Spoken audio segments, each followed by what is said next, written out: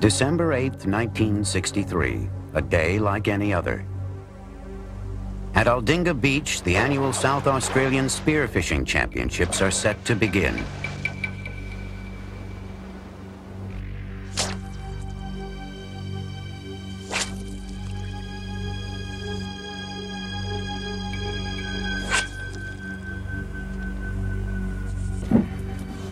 "23-year-old Rodney Fox, a life insurance salesman from Adelaide and former champion, takes to the water.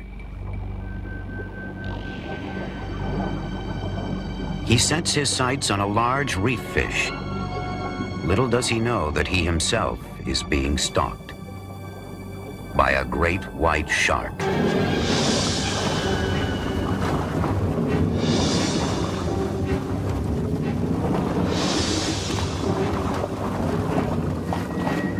Through a series of near miracles, Rodney Fox arrives at Royal Adelaide Hospital in under an hour. The vascular surgeon there has just returned from an international conference with the very latest in surgical techniques. They go to work on the mutilated body delivered to the operating theater. The shark has punctured his left lung, left clavicle, and diaphragm.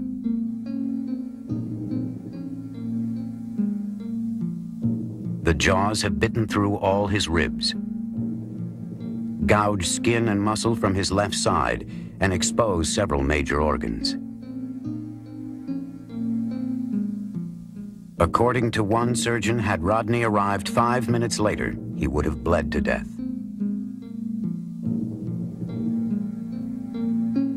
Sewn back together with over 450 stitches, he lies bedridden for 2 months with the pain and the awful memory. Do you hope to continue skin diving one day? I'll get in the water somewhere, sometime, but I don't know whether I'll go in this gulf here where there's been 2 or 3 attacks in the last few years. That was Rodney Fox then. And this is Rodney Fox now.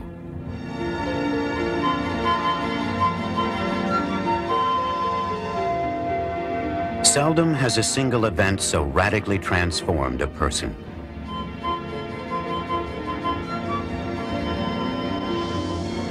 In a way, the great white shark that attacked him 30 years ago took his young life, but gave him another.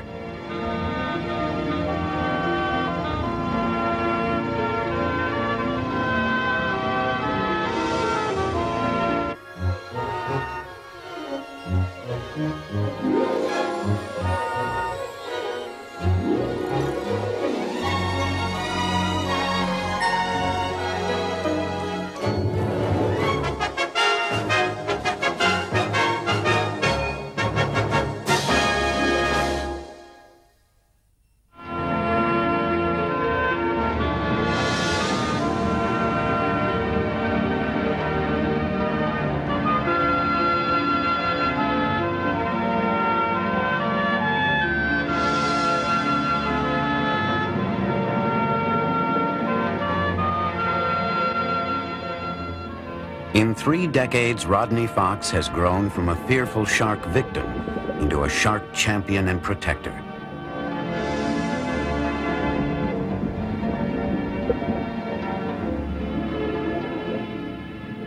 I think the sharks and the shark world is really beautiful and interesting, but the shark gets a raw deal, and people just hate it because they don't understand and they fear it. I love to see them flying and gliding through the water, and I think that most people would really enjoy it too if they realized they weren't going to be eaten alive. This from a man who was himself nearly eaten alive. Rodney's life since the attack has been a continuous challenge to overcome his fear by facing it.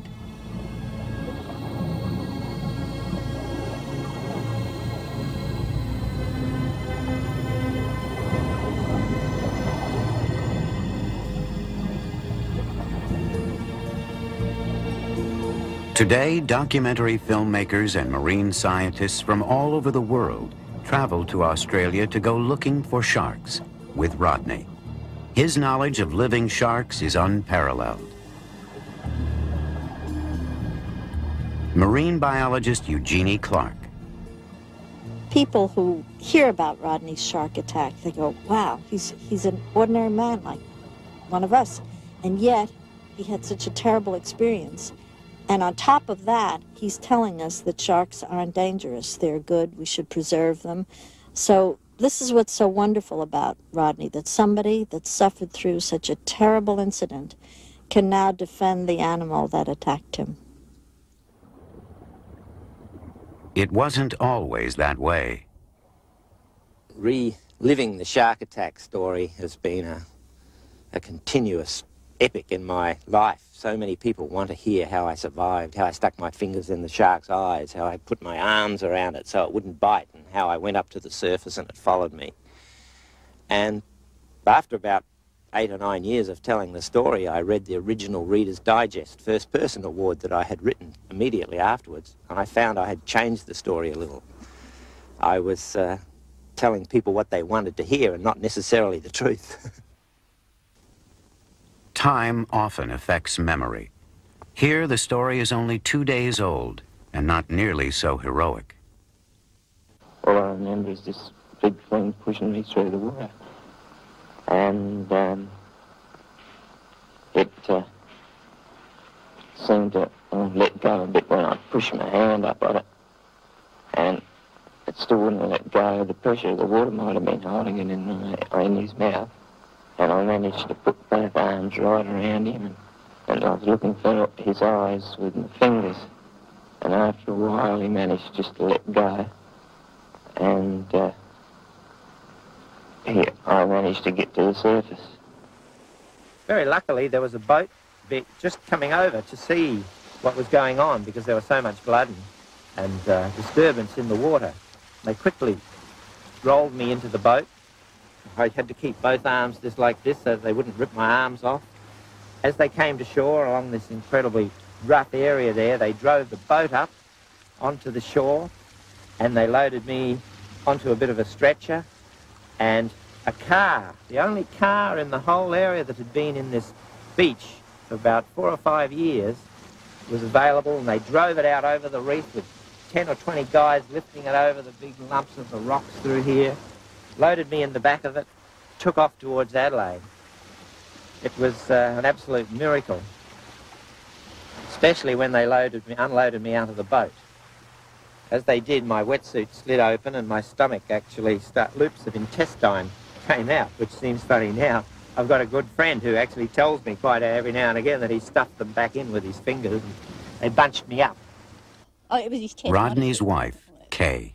But I didn't know how bad it was for many days afterwards. But by then he was up and breathing and talking, and so, you know, it's only later when they tell you all the things that were wrong, you realise just how close it was. But everyone in the hospital thought he was dying. But I knew he wasn't. His attack drew worldwide attention. Rodney became a sensation almost overnight. The public notoriety would set his life on a brand new course.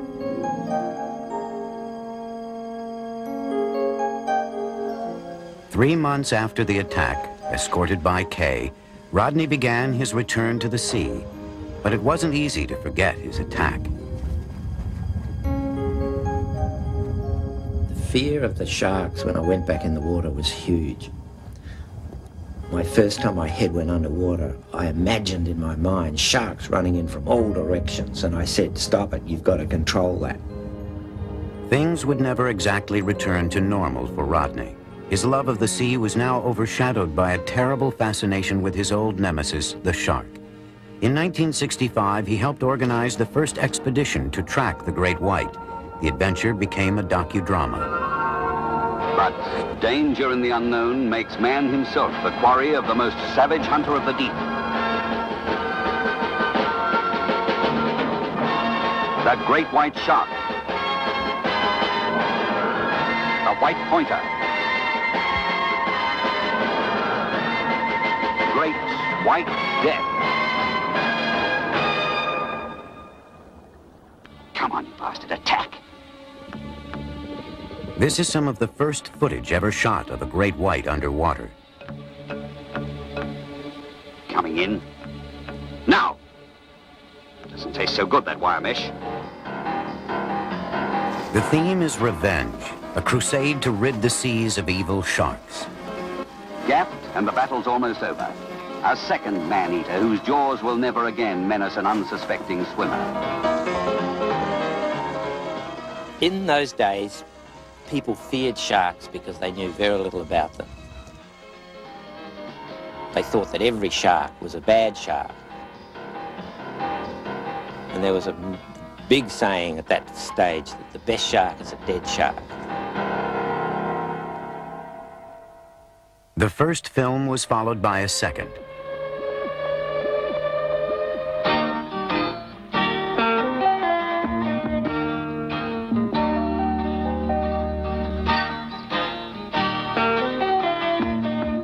Attacked by a killer shark is about Rodney, his attack and recovery. Again, it shows Rodney wielding a spear gun, bent on revenge. Time out to reload. The cartridge inside the head explodes on contact. The tremendous concussion is transmitted into the body, killing instantly. But it does twist the truth just a little. I wasn't really after revenge. What I was frightened of was going back in the water and being bitten again. And so I was quite keen to try out the new explosive powerhead that had been invented. And I went underwater and I shot some of these sharks on film to show that man could protect himself in the water. Rod's on a killing frenzy, intoxicated with his success of overriding his fears. This is exactly the scene he had been in need of. In fact, Rodney's attitude was beginning to change, a fact obscured by the dramatic film script. I didn't realize or understand much at that time, but I thought that's not the right attitude. We've got to look at it further than that. We've got to learn more about them and understand them and learn to live with them. As Rodney's appreciation for the great white began to grow, so too did his expertise as a shark tracker. In 1969, he was called into work on a shark movie unlike any that had gone before.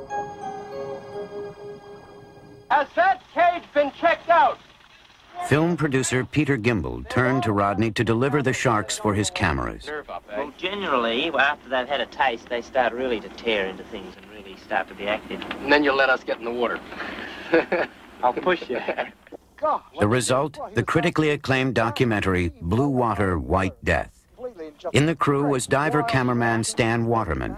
The two men would become lifelong friends. Gotta be 12. Oh, yeah, he's big 12. Look at him back.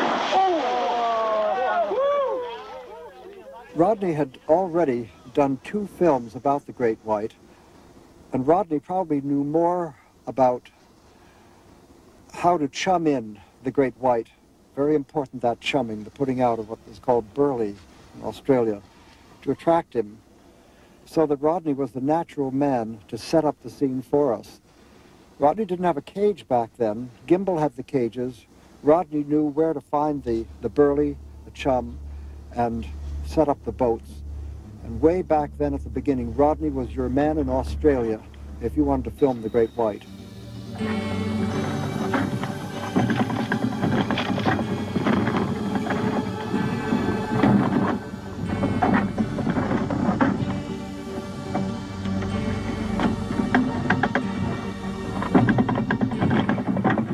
Sorry about your cage, fella. Where do you see it? How bad is it? What a mess. What's he bent the cage up, Stan? Oh, where do you see? The carnage of earlier films was not repeated. Blue Water, White Death marks the beginning of a new kind of relationship between white sharks and human beings, one that allows the sharks to survive the encounter.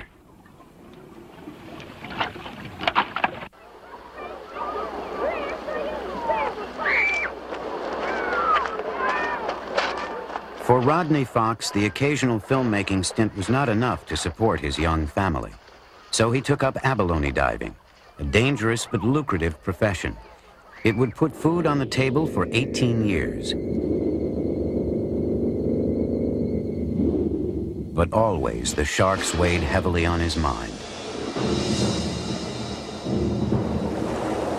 one of the hardest things was to do over that 18-year period when I was abalone diving was when I had to return to abalone diving the week after I'd been out filming sharks. We'd attracted maybe 10 or 15 great whites around the boat during that week period. We'd had them biting on the cages and taking baits and showing these enormous teeth. And when the film crew had left and everything had quietened down, I had to make my living again and go back in the water, only a few miles from where we'd seen all these sharks. I'd had to put on another hat and say to myself, sharks don't like abalone. They generally don't eat humans. You'll be okay. But the first couple of days, I imagined those sharks were looking at me. And sometimes, when my knee would hit a soft sponge, I wondered whether that was a shark, whether it was a soft shark's belly, and whether it was biting my leg off. But I knew that it was fear in myself. The danger to abalone divers was genuine enough. Some of the best abalone beds were near seal colonies where white sharks liked to hunt. But instead of killing the sharks, Rodney and his colleagues designed a protective working cage for the abalone divers.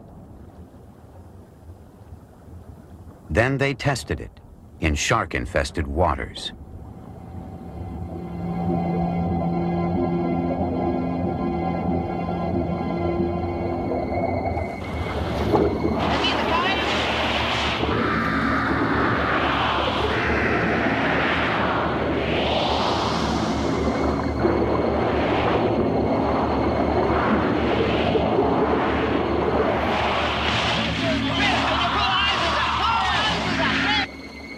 Come on, quick.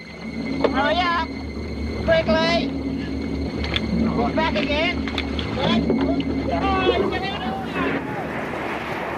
It really proves that that cage is safe to abalone dive out of, because you've been involved with 5 sharks down here swimming around, attacking it, and they've only taken the hose. And if you've got enough air to survive and you can get up to the surface, you'll be safe. Exactly, yeah. Makes the adrenaline pump, doesn't it?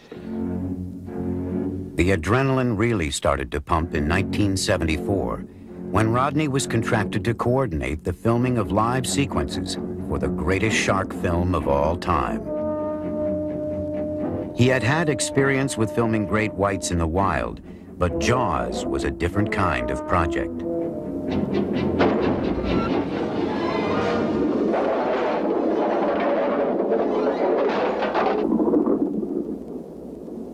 They'd sent over a small stuntman, a midget diver, in a small cage so that the sharks would look bigger, because Jaws, of course, Bruce, was a 25-footer and our sharks were only 14-foot. And as we were dressing the little guy, one of the sharks came in and grabbed hold of the propeller on my boat and actually shook the boat physically. And it was well over 14 feet long and a very strong shark. And as it swam along the side, I'm saying to Carl, quick, get in the water, get in the water. The cameraman's ready, here's the sharks. And he's saying, no, no, no. The stunt diver wasn't the only one who didn't want to go in the water.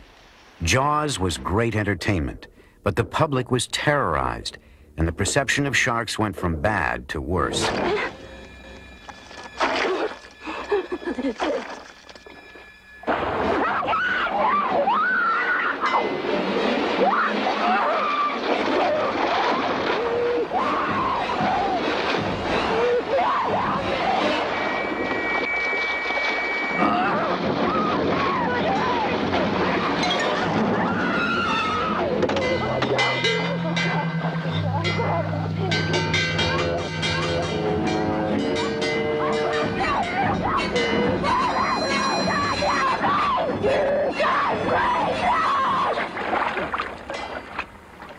Nobody realised at that time that it was going to be a horror film that was going to frighten so many people, including a lot of my friends, out of the water. I had people say to me, I wouldn't even go in the bath now after seeing the film Jaws. For Rodney, Jaws was the turning point, the moment he finally realized that the sharks needed a champion, and so he set out to debunk the old myths. He started a business, an expedition business, taking filmmakers, scientists, even tourists out into the South Australian seas for face-to-face encounters with the real great white sharks.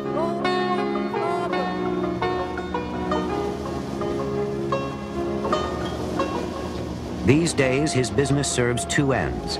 It contributes to marine science, and it satisfies Rodney's rather large appetite for adventure. Some experience, I tell you. This scientific expedition will drop anchor in the Neptune Islands off the rugged coast of South Australia to find, film, and study great white sharks. 90 feet of water.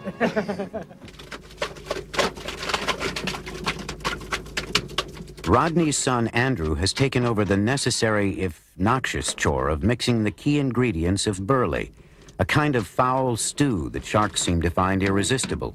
Blood, ground tuna, and a little seawater. That's the recipe. Andrew will create a smelly slick stretching several miles down current from the vessel. Any sharks in the area will find the invitation very attractive. Marine scientists from the University of Adelaide want to test the strength of a great white's bite and to identify the telltale signs of shark attack for forensic purposes, a grisly but necessary study. The sharks must be induced to bite a specifically designed pressure plate. First, they need to be worked into a biting mood.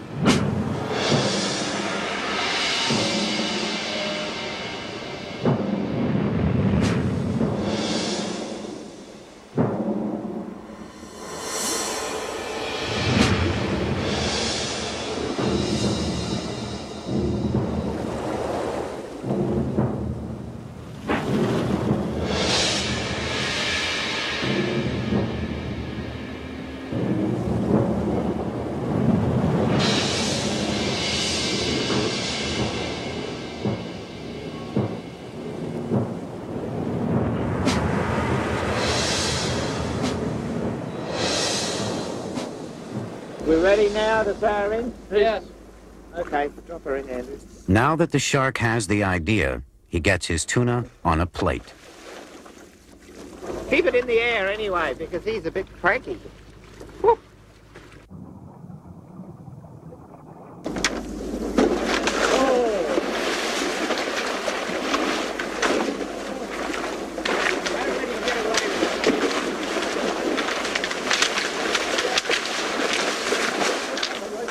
Running tests on the great white sharks in the wild is always unpredictable.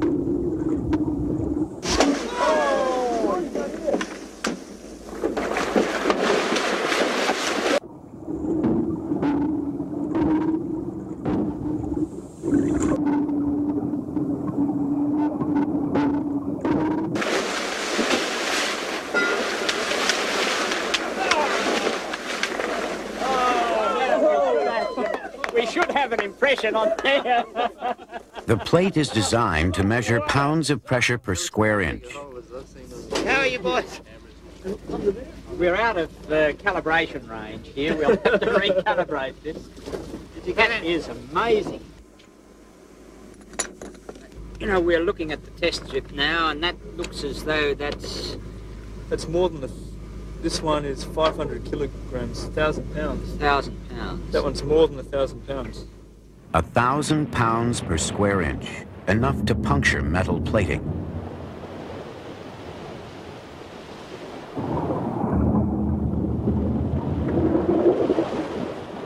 But what exactly is it that draws a great white and prompts it to bite? Is it the smell of prey, or the sight of it, or the vibrations it sends through the water? That's a crucial question for divers, so Rodney helped set up another experiment. What I hope to do here is to really work out whether the great white sharks are interested in humans, whether they can actually see that there is a shield, an unseen shield there, whether they can detect that, and whether they may be interested in the fish or sound, and whether just to see just what they are interested in. They swim around and around so many times the cages without biting, and we haven't had any true results.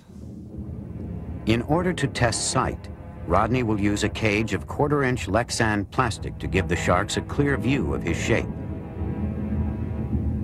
An underwater speaker will test for sound, broadcasting low-frequency vibrations to simulate the vibrations made by moving prey. Intermittent.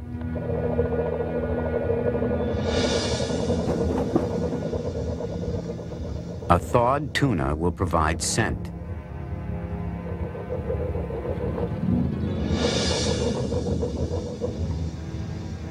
Will the shark show any clear preference? Which one will attract them the most?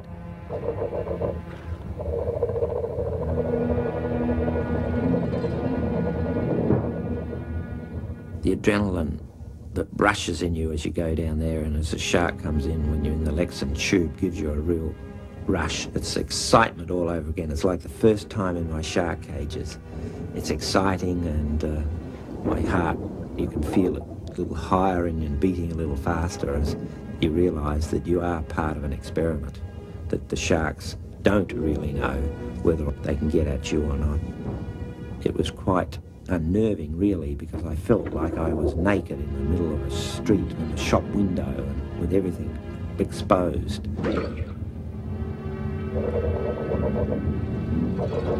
Again and again, the circling sharks pass Rodney by and return to the source of the sound vibrations.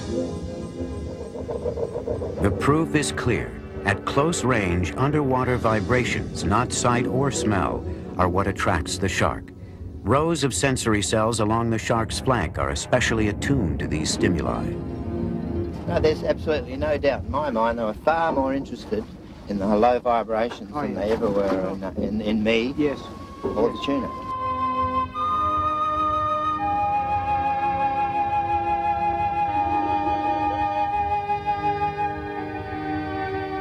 The more Rodney has studied them, the more he has come to learn about sharks.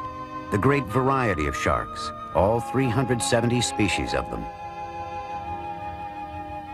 I get lots of pleasure from looking at the different species of sharks, from the carpet shark that lays on the bottom with his frilly mouth,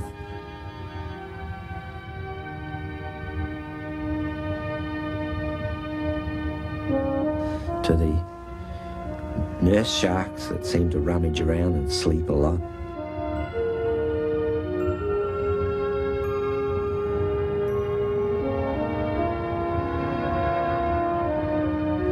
To the beautiful whaler sharks and the bull sharks and the silky sharks and there's so many, the mako sharks and the great white sharks. It's all of them have a different field, a different way to swim, a different way of life, but they're all beautiful the way they swim and glide and fly through the water.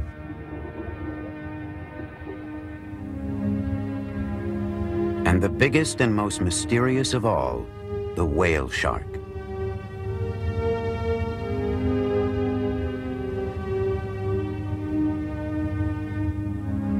It's not just the largest of the sharks. It is, in fact, the largest fish in the ocean. But despite its menacing size and appearance, this is among the most gentle and benign of all sharks. It eats plankton, not people.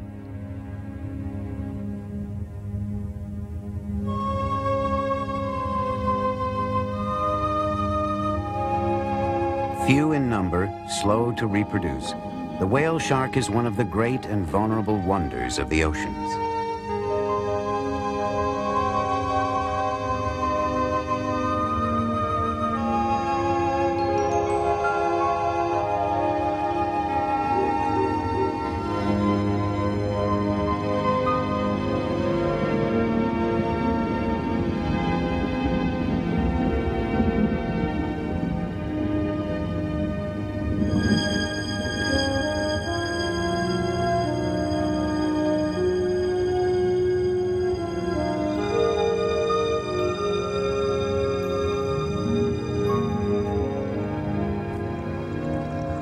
Whale sharks, to the diver, have been one of the greatest pinnacles of sharks in all the the oceans of the world. They were the largest shark. They were a docile shark. They were a shark that you could hitch a ride on, or a friendly shark. All the things that the great white shark wasn't.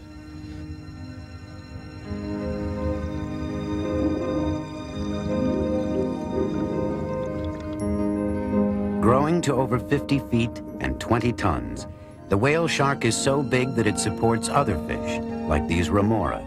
They hitchhike harmlessly on the whale shark and eat the food it leaves behind.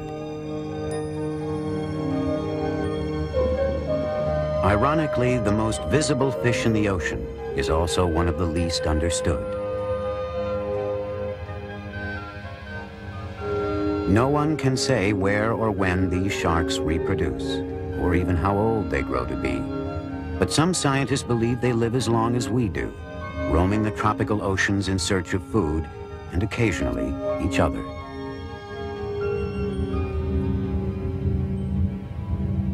Now, imagine a shark this big with teeth to match, a massive meat-eating predator. At one time, such a shark did exist. Carcharodon megalodon, 50 feet of carnivore, lived during the Miocene era some 20 million years ago. It was the largest ocean-going predator that ever existed. Rodney traveled to South Carolina to find out more about the megalodon. He and naturalist Vito Bertucci will dive in the Cooper River off Charleston.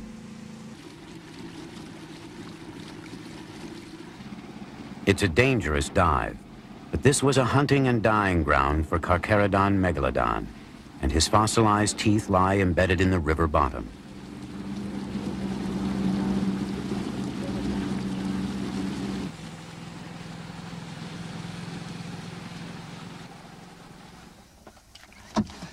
The most important thing to worry about here is the current. Just to work your way into the current and down the anchor line.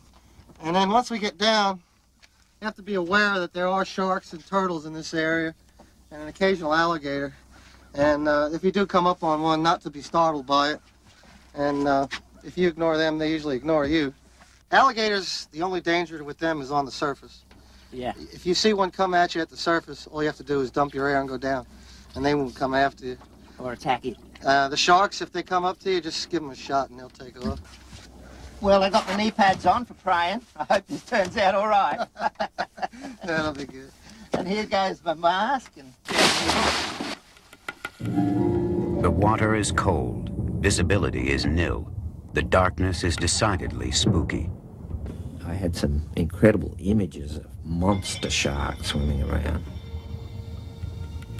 In these gloomy waters, a monster carnivore would be right at home. Within minutes, Rodney finds the first traces of these ancient killers. Luckily, of course, it's the teeth, not the shark.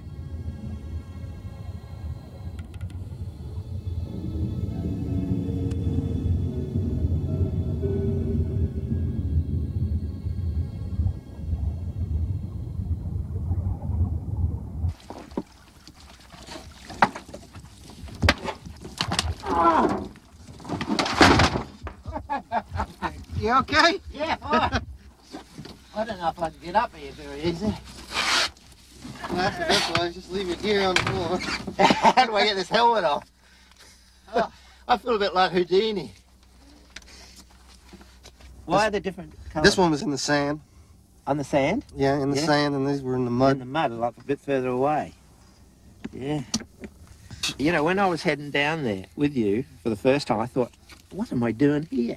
It was dark and crazy, and I'm pulling and I'm spinning sideways on the rope down there. And it was only when I saw the bottom come up slowly that I realised there was a steady bottom there. And I thought, I can't give up now because I can't get back in the boat.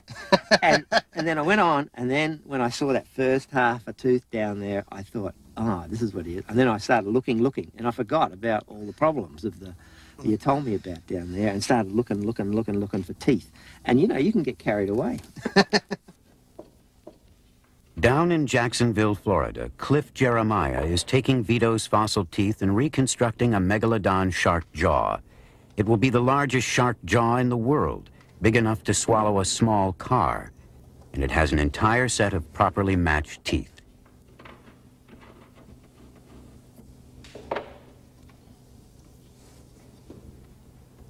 It has taken Vito 19 years to collect the full set. Some 200 fossilized teeth will line the recreated jaw, adding almost 300 pounds in teeth alone. Shark teeth, of course, stand out so much so, that white, pointy, ivory things, knives against their grey body.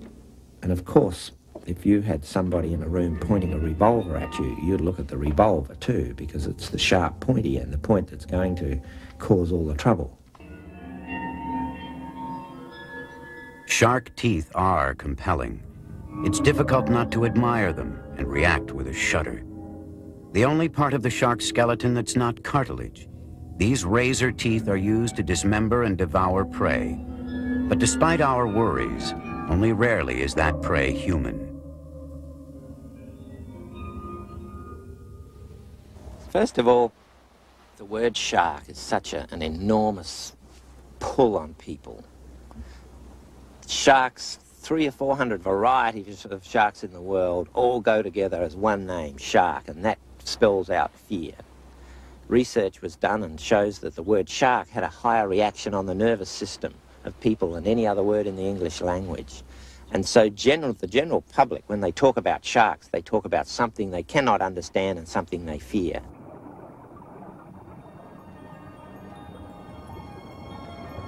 In fact, sharks are not all scary. Only a handful are any kind of threat to people. What they are is vitally important to the oceans. As top predators, they help maintain the entire balance of the underwater world.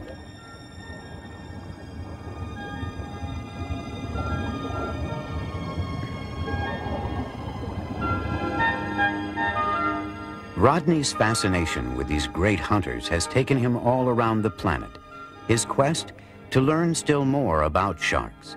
And it's a quest that never ends. All right, we're going to place the mask on, and the way to do that is to put your chin in first, and then we'll pull this strap over the top. Here at Walker's Cay in the northern Bahamas, Rodney and Dr. Eugenie Clark have come to swim with reef sharks in the wild. On this dive, Rodney and Eugenie are wearing special masks that allow them to communicate underwater.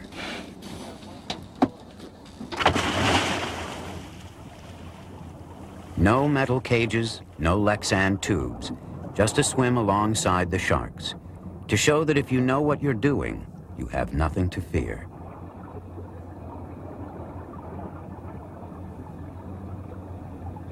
They've picked a dive center where frozen fish remains are put out to lure large numbers of sharks for the divers.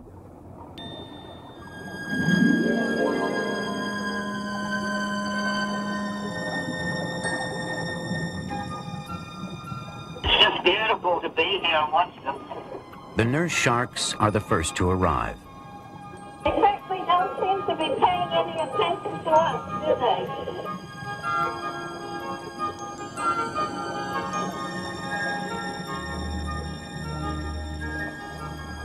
Food or fish? What sort of food or fish do these nurse sharks normally eat? Well, the nurse sharks eat the food on the bottom. Shellfish, crabs, and any kind of fish they can get a hold of.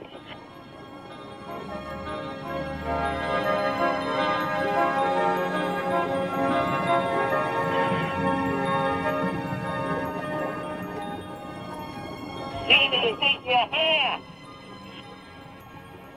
What's that? They're trying to eat your hair, Jeannie. Trying to eat my hair?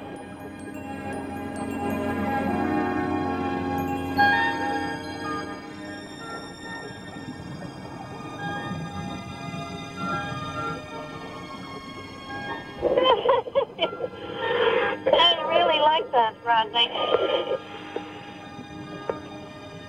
He just stopped then and wanted to be scratched some more.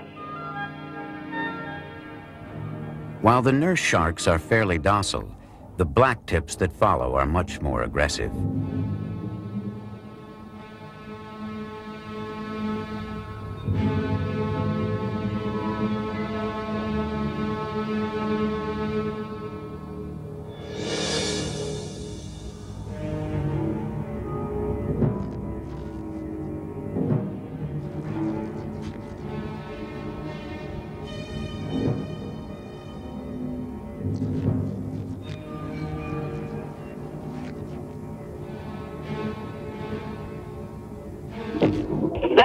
tried to prank me on the camera, so I suppose they are dangerous.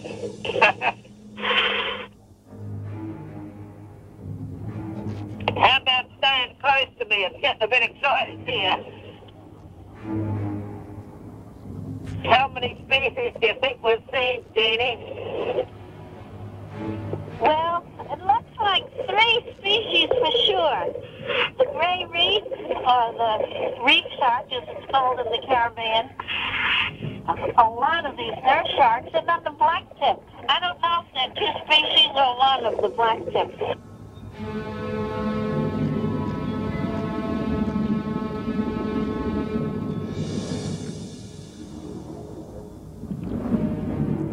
Yet even the blacktip and gray reef sharks seem more interested in the food than the humans. There are almost 80 sharks feeding simultaneously, and for the most part, they simply ignore the divers. Funny how when we're down here with them the way we are now, we both stop feeling that there's any danger at all in the situation. We're just so fascinated with watching them. In fact, today, people threaten sharks more than sharks threaten people.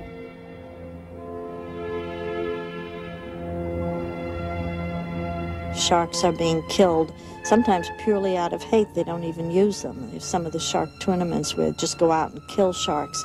But I think we're getting away from that. There's too much now in television and magazine articles and books, and people like Rodney Fox who are telling people what good sharks can be, and who are living examples of how, if you understand a shark, you can go on swimming with them, and they're not to be feared and hated. They're just sniffing like little puppy dogs, aren't they? Some sharks you can swim with, some you can't. It takes some education, experience, and common sense to figure out which ones are safer than others. Silky sharks, for instance, are on the safe list. And with silkies, there's a twist, as Bahamian Stuart Cove will show Rodney. And when we go down there, you're going to twist its tail. It's important when we're swimming around sharks, keep our hands down because they do have teeth. But we can, when they swim by us, if you grab their tails and twist them gently, it will paralyze the shark. And when you do that, you can actually roll them over, stroke their bellies. We use this maneuver to actually remove fish hooks. And so we sort of do the sharks a little bit of a favor and remove the fish hooks. And it doesn't seem to bother them. You can paralyze the sharks and then release the sharks. He'll come right back to you, and you can do it again. Well, I'm game. Let's try it.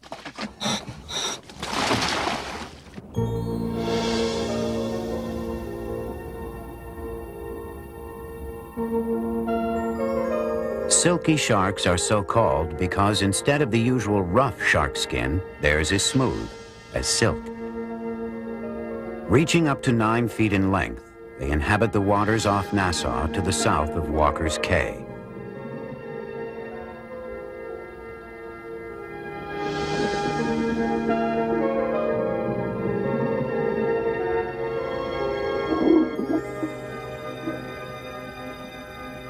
Grabbing silkies by the tail might sound tricky, but divers in the area have been doing it for a while, ever since they first set out to remove the hooks of careless fishermen. That's when they discovered the silkie's special weakness. It's called tonic immobility, and it's a quirk of the shark's nervous system, a kind of temporary paralysis brought on by twisting the shark's tails and flipping them over.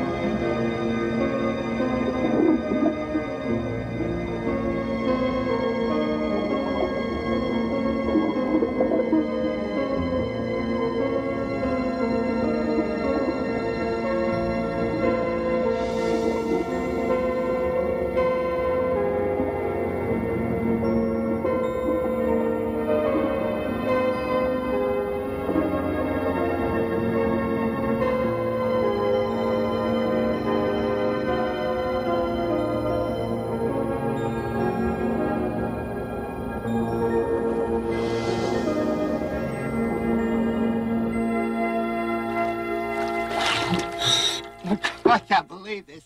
Those sharks are so friendly. They're right behind you. They're all around. That's incredible. I never experienced anything like that before. So silkies are friendly. Nurses are okay. What about any others? You got any other dangerous sharks? We got no dangerous sharks in the Bahamas. Yeah? Fortunately, 2 weeks ago, we had a longline boat come into our area and target our shark dive, and out up in the reef area on the inland sites, and caught 35 of our shark population, and they all had different names, and they were like our kids. It was like having your pet dog killed, and we had a great affinity, a great affection for all these for these wonderful sharks.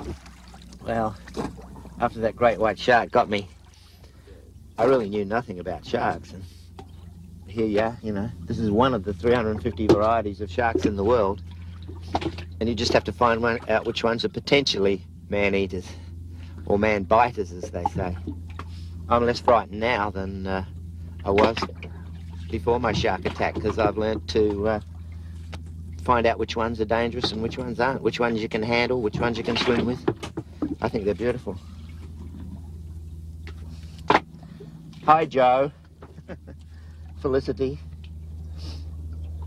Margaret. Boys and girls. Many different shapes and sizes. Come on. It's my belief that education will stop this massacre of all the sharks and the massacre of our oceans. There's a great updwelling amongst people now to say, hey, let the sharks live. Let's learn more about them. Let's find out how we can enter the waters without having to kill them all off. And it's the education of our younger people now, and I see a large uprising of it. Young 6- and 7-year-olds saying, don't throw any plastic in the water, don't do this. Why are you killing that shark?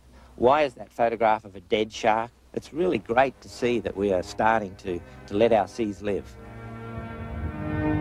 For Rodney Fox, the past 30 years have been a journey with the shark. It was a voyage that started in one terrible instant. A voyage into the face of fear.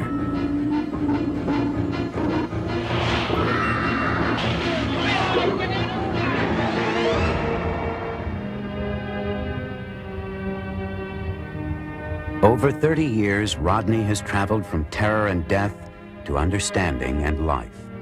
From the early days when killing sharks seemed right, to the present when harming them, even accidentally, seems very wrong.